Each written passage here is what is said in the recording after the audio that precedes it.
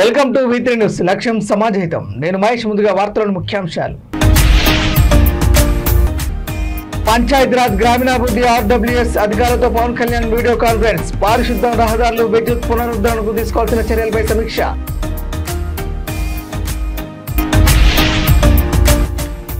మూడు రోజులుగా పడుతున్న అకాల వర్షంతో తడిసి వరి ధాన్యం మ్యాచర్ పట్టించుకోకుండా కొనుగోలు చేయాలి.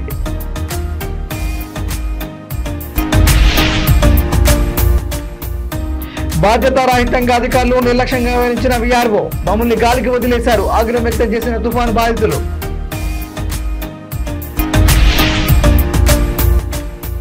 మెంతా తుఫాన్ కారణంగా కురుస్తున్న భారీ వర్షాలు. హైదరాబాద్ శ్రీశైలం ప్రధాన రహదారిలో కూలిన డిండివాగు వంతెన. ఇక డీటెయిల్ చూసి మెంతా తుఫాన్ అనంతరం తీసుకోవాల్సిన చర్యలపై ఉప ముఖ్యమంత్రి పవన్ కళ్యాణ్ పంచాయతీరాజ్ గ్రామీణాభివృద్ధి RWS ఉన్నతాధికారులు, ఇంజనీరింగ్ అధికారులతో మంగళగిరి క్యాంపు కార్యాలయం నుంచి వీడియో కాన్ఫరెన్స్ నిర్వహించారు. క్షేత్రస్థాయిలో ప్రస్తుత పరిస్థితిని అడిగి తెలుసుకున్నారు. తీసుకోవాల్సిన చర్యలను తక్షణమే మొదలు పెట్టాలని సూచించారు. 1583 గ్రామాలు తీవ్రంగా ప్రభావితమైనట్లు అధికారులు ఉప ముఖ్యమంత్రికి తెలియజేశారు. శానిటేషన్ సిబ్బందిని పూర్తిస్థాయిలో అందుబాటులోకి తీసుకున్నామని చెప్పారు. 38 చోట్ల రోడ్డు తీవ్రంగా దెబ్బతిన్నాయని, మరో 125 చోట్ల రహదారులకు గుంతలు ఏర్పడ్డాయని వివరించారు.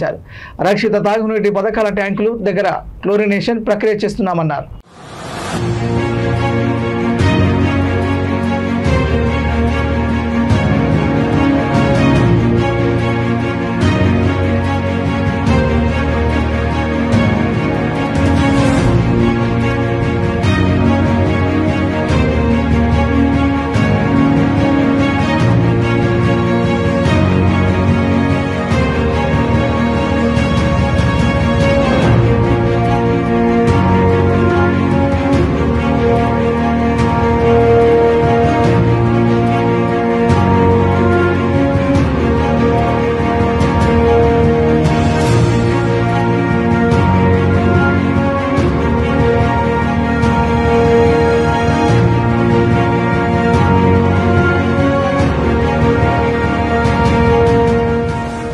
రాజన్న సిరిసిల్ల జిల్లా గంభీరావుపేట మండలంలోని గోరంటాల గ్రామ ఐకేపీ కొనుగోలు కేంద్రంను జిల్లా బీజేపీ అధ్యక్షులు రెడ్డబోయిన గోపి, మండల అధ్యక్షుడు రమేష్తో కలిసి పరిశీలించారు.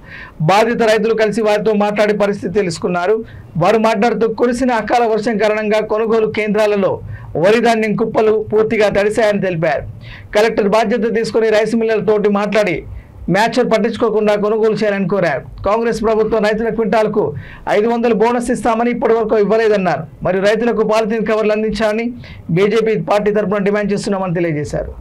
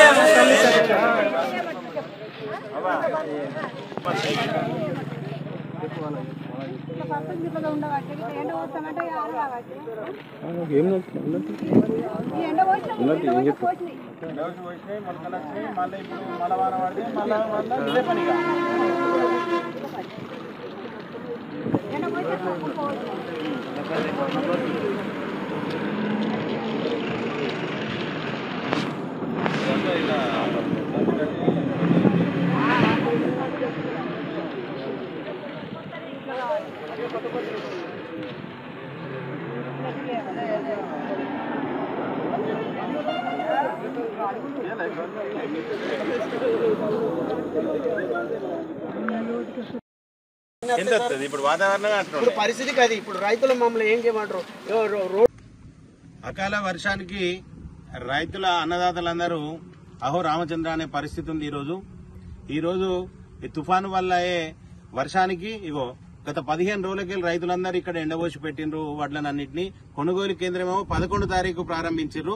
ఇప్పటి వరకు సుమారు 40 లారీల వడ్లు ఉంటే 2 లారీలు పోయినాయి. మిగతా వడ్లన్నీ ఎప్పుడు పోవాలి ఇక్కడికి అని చెప్పి ఈ రోజు ప్రభుత్వాన్ని ప్రశ్నిస్తున్నాం. మేము ఇక్కడ మ్యాచర్ కోసం తీసుకొని వస్తే 17కు తక్కువ వచ్చినా గానీ 17కు 18, 19 వచ్చినా గానీ మళ్ళీ వాపసు తీసుకొచ్చుకునే పరిస్థితి. ఈ రోజు మేము భారతీయ జనతా పార్టీలో ఒకటే డిమాండ్ చేస్తున్నాం. ఈ కాలానుగుణంగా ఈ తుఫాను బాధగా ఈసారి మ్యాక్చర్ను పట్టించుకోకుండా దయచేసి రైతుల కోసం మ్యాక్చర్ను పట్టించుకోకుండా తొందరగా మళ్లీ తుఫాను యొక్క వర్షం రాకముందుకే ఈ వడ్లను కొనుగోలు చేయాలని చెప్పి మేము ప్రభుత్వాన్ని డిమాండ్ చేస్తున్నాం. కలెక్టర్ గారు చొరవ తీసుకోవాలి. రైస్ మిల్లర్లు ఏ రకంగానైతే రైతుల పట్ల ఆడుకుంటున్నారో, ప్రభుత్వం ఏ రకంగానైతే రైతులను విస్మరించిందో అటువంటి పరిస్థితి పునరావృతం కాకుండా రైతులందరినీ కాపాడుకోవాల్సిన అవసరం అన్ని పార్టీల మీద ఉన్నది. ప్రభుత్వం ఆల్రెడీ రైతులను మోసం చేసింది. గత 2 సంవత్సరాలుగా ఏదైతే బోనస్ పైసలు ఇస్తానో అది ఇచ్చే పరిస్థితిలో లేదు. కనుక తప్పకుండా ఈ 2-3 రోజులల్లా అన్ని కొనుగోలు కేంద్రాలల్లో ఎన్నైతే వడ్లు ఉన్నాయో వాటి అన్నింటినీ కొనుగోలు చేయాలి. ఈ మ్యాచర్ ను పట్టించుకోకుండా ఈసారి తీసుకోవాలి. కాంట్రాక్ట్ ఎవరైతే లారీలకు తీసుకున్నారో వాళ్ళకి లారీలు అందుబాటులో లేనకుండా అయితే వీళ్ళని ఇబ్బంది పెడుతున్నారు. తప్పకుండా లోకల్లో ఉన్న వాహనాల ద్వారా కూడా ఈ వడ్లను తరలించాలని చెప్పి చెప్తున్నాం. గౌరవ కలెక్టర్ గారు రైస్ మిల్లర్లతో మాట్లాడాలి, మ్యాచర్లు సడలింపు చేయాలి.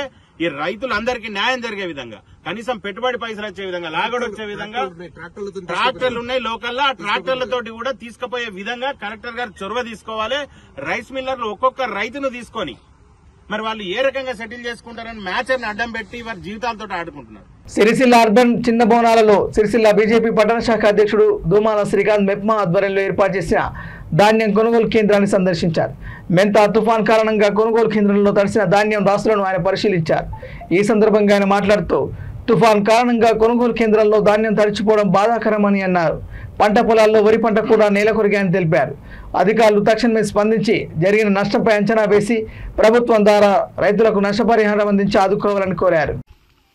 ఈరోజు చిన్న బోనాలలోని మెప్మా సెంటర్ను సందర్శించడం జరిగింది. ఇక్కడ రైతుల బాధలు వ్యధలు వర్ణనాతీతం. అకాల వర్షానికి తడిసి ముద్దైనటువంటి ధాన్యాన్ని చూస్తే బాధేస్తుంది.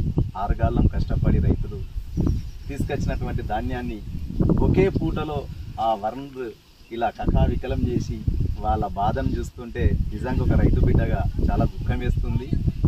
తొందరగా స్పందించి జిల్లా గౌరవ కలెక్టర్ గారు మరియు మెప్మా సెంటర్ అధికారులు ఇక్కడ కొనుగోలు కేంద్రాన్ని తొందరగా ఏర్పాటు చేయవలసిందిగా భారతీయ జనతా పార్టీ తరఫున డిమాండ్ చేస్తున్నాం.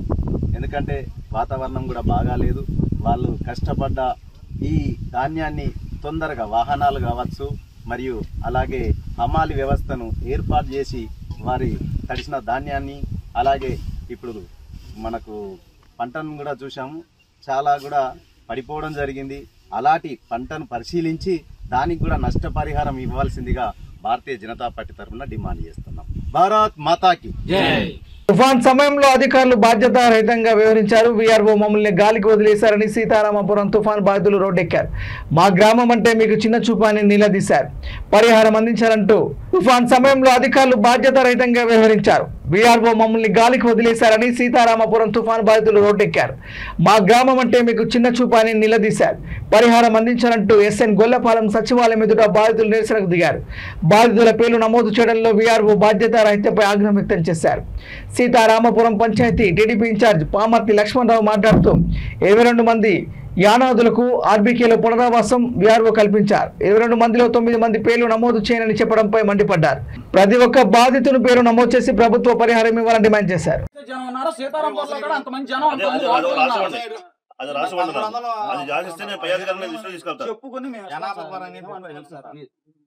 మిమ్మల్ని మేము గౌరవిస్తాం, చాలా గౌరవిస్తాం సార్.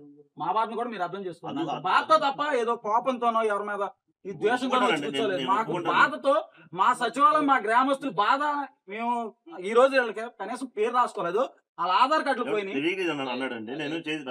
ఫోన్ చేస్తుంటే ఫోన్ కూడా కట్ చేసేస్తున్నాడు. ఫోన్ చెప్పండి లింక్ చేయట్లేదు. మాకు 3 రోజుల నుంచి రాష్ట్రం దేశం అంతా గాలి వానలతో ఇదైపోతుంది కదా. అలాగే సీతారాంపురం కూడా ఉంది కదా. మరి మా గ్రామాన్ని ఎందుకని పెట్టుకోవాలా?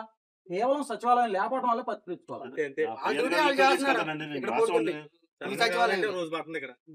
3 రోజుల నుంచి భయంకరమైన గాలులు వానలకే సీతారాంపురంలో గాలికి వదిలేశారు సీతారాంపురం పంచాయతీని. వైసీపీ నాయకులకి సచివాలయం సిబ్బంది కొమ్ము కాస్త వాళ్ళ మాటలు విన్నారే తప్ప ఆర్బీకేలో పెట్టి వాళ్ళకి కరెంట్ ఇవ్వలేదు. కనీసం స్కూల్లో ఉన్న ప్రజల్ని ఎవరైతే ఉన్నారో స్కూల్లో వాళ్ళని సచివాలయం సిబ్బంది ఒక్కరు కూడా వచ్చి పరామర్శిస్తాం కానీ బాగోగులు కానీ కనుక్కోవటం జరగలేదు. సీతారాంపురంలో కనీసం ఒక సచివాలయం సిబ్బంది ఎస్ఎన్ గోపాల్ నుంచి వచ్చిన తాగలాలు లేవు. అదేవిధంగా ఆర్బీకేలో ఉన్న 9 మంది ఉన్నారు, వాళ్ళని కనీసం గాలికి వదిలేశారు, కరెంట్ ఇవ్వలేదు వాళ్ళకి. వైసీపీ సర్పంచ్, మాజీ సర్పంచ్ ఆయనకి బియ్యమును ఎచ్చల నిమిత్తం డబ్బులు వేస్తాం తప్ప, ఈఆర్ఓ గారు ఆయనకి చేస్తాం తప్ప, వాళ్ళు సచివాలయం సిబ్బంది ఎవరు కూడా ఒక్కళ్ళు కూడా వెళ్ళి వాళ్ళని ఇక్కడ స్కూల్ దగ్గరికి రండి, గవర్నమెంట్ తరపు నుంచి వచ్చే బెనిఫిట్స్ వస్తాయి అని ఎవరు ఒక్కళ్ళు కూడా వాళ్ళని పట్టించుకుంటాం దాఖలాలు లేవు. ఈ సందర్భంగా మళ్ళీ ఇంకొకటి అడగాలనుకున్నా ఏంటంటే, సీతారాంపురంకి సపరేట్ గా సచివాలయం అనేది ఉంటే ఆ సిబ్బంది అంతా కూడా సీతారాంపురంలో ఉండి సీతారాంపురం ప్రజలకి అండగా ఉంటారని నేను తెలియజేసుకుంటున్నాను. అదేవిధంగా వీళ్ళకి న్యాయం జరిగే వరకు ఒక్కసారి కూడా పట్టించుకోకుండా పొద్దున ధర్నా చేస్తాము, వచ్చి అడుగుతామని తెలిస్తే ఆ స్కూల్లో ఉన్న 10 మందిని పేర్లు మళ్ళీ ఎక్కించడం జరుగుతుంది. ఇప్పుడు వచ్చి వీళ్ళకి కూడా మేము రాపిస్తామంటున్నారు తప్ప, ఈ రోజు వరకు రైతులు పొలాలు మునిగిపోయి ఉంటే ఈ రోజు వరకు వచ్చి పట్టించుకున్న దాఖలాలో ఏ సచివాలయం సిబ్బంది నుంచి కూడా ఇంతవరకు సీతారాంపురం రాలేదు. 10:30కి ఎస్ఎన్ గోపాలయం సచివాలయంకి వస్తే సచివాలయం సిబ్బందిలో ఒకే ఒక్క కంప్యూటర్ ఆపరేటర్ ఉన్నాడు తప్ప ఏ ఒక్క సిబ్బంది కూడా సచివాలయంలో లేరు. అధికారులు చిన్న చూపు సీతారాంపురం వైపు చూపిస్తున్నారు. కావున అంత కష్టపడుతున్నారు నారా చంద్రబాబు నాయుడు గారు కానీ, లోకేష్ గారు కానీ, పవన్ కళ్యాణ్ గారు కానీ, కొల్లు రవీంద్ర గానీ అంత కష్టపడుతుంటే ఇలాంటి అధికారులు వల్ల ప్రభుత్వానికి భ్రష్టు పట్టిస్తాం, మాలాంటి పంచాయతీలకి చిన్న చూపు చూడటం జరుగుతుంది. దయచేసి వాళ్ళ కష్టంతో పాటు ఈ రోజు కలెక్టర్ గారు కూడా రాజకీయ నాయకులతో అనుకూలంగా సమానంగా అధికారులు కూడా పనిచేస్తుంటే ఇలాంటి చిన్న అధికారులు సచివాలయం సిబ్బంది కనీసం మా గ్రామాన్ని పట్టించుకోలేదన్న బాధతో ఈ రోజున వచ్చి సచివాలయం ముందు ధర్నా చేస్తాం. మా గ్రామానికి, మా సీతారాంపురం గ్రామానికి న్యాయం చేయాలని మనస్ఫూర్తిగా కోరుకుంటూ అందరినీ. మెంతా తుఫాన్ కారణంగా నాగర్ కర్నూలు జిల్లా వ్యాప్తంగా భారీ వర్షాలు కురుస్తున్నాయి. వాగులు, వంకలు, చెరువులు నిండి పొంగి పొర్లుతున్నాయి. రాత్రి కురిసిన భారీ వర్షానికి నాగర్ కర్నూలు జిల్లా ఉప్పునంతల మండలం లతిపూర్ గ్రామ సమీపంలో హైదరాబాద్ శ్రీశైలం ప్రధాన రహదారి డెండి వాగుపై నిర్మించిన వంతెన ఒక పక్కకు కూలిపోయింది. దీంతో హైదరాబాద్ శ్రీశైలం మధ్య రాకపోకలు నిలిచిపోయాయి. అధికారులు వెంటనే అప్రమత్తమై రాకపోకలు నిలిపివేశారు. తుఫాన్ ప్రభావంతో రోడ్లు, వంతెనలు, పంట పొలాలకు తీవ్ర నష్టం వాటిల్లింది.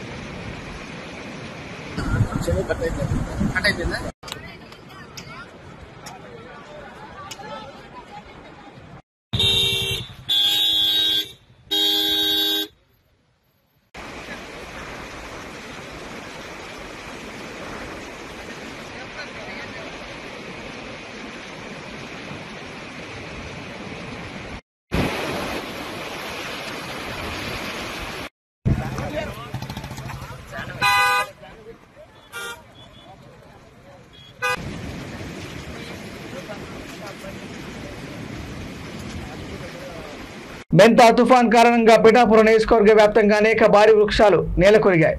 కొన్ని చోట్ల విద్యుత్ తీగలపై చెట్లు విరిగిపడడంతో అధికారులు యుద్ధ ప్రాతిపదికన తొలగింపు చర్యలు చేపట్టారు. గొల్లప్రోల్ పట్టణంలో ఆర్టీసీ కాంప్లెక్స్ వద్ద ఒక భారీ వృక్షం నేలకొరిగినప్పటికీ ఎటువంటి ప్రాణ నష్టం జరగలేదు. మోటార్ వెహికల్స్, విద్యుత్ తీగలకు కొంత నష్టం వాటిల్లింది. విద్యుత్ శాఖ, ఫైర్ డిపార్ట్మెంట్ సిబ్బంది చెట్లను తొలగించే పనులను ముమ్మరంగా కొనసాగిస్తున్నారు.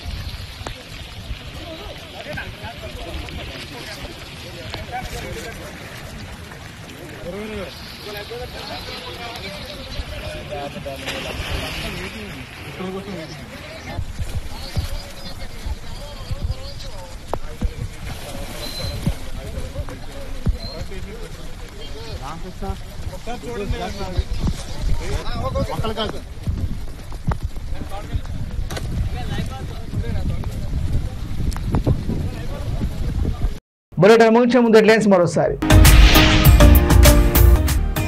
పంచాయతీరాజ్ గ్రామీణాభివృద్ధి ఆర్డబ్ల్యూఎస్ అధికారులతో పవన్ కళ్యాణ్ వీడియో కాన్ఫరెన్స్. పారిశుద్ధం, రహదారులు, విద్యుత్ పునరుద్ధరణకు తీసుకోవాల్సిన చర్యలపై సమీక్ష.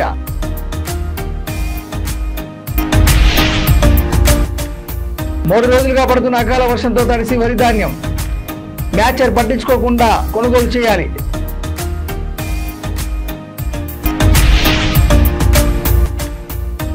బాధ్యతారాహిత్యంగా అధికారులు నిర్లక్ష్యంగా వ్యవహరించిన వీఆర్ఓ. మమ్మల్ని గాలికి వదిలేశారు, ఆగ్రహం వ్యక్తం చేసిన తుఫాను బాధితులు.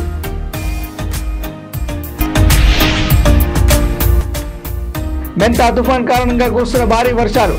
హైదరాబాద్ శ్రీశైలం ప్రధాన రహదారులు కూలిన డిండివాగు వంతెన. ఇవి బులెటిన్లోని అప్డేట్స్. చూస్తూనే ఉండండి V3 న్యూస్. లక్ష్యం సమాజిత. నమస్కారం.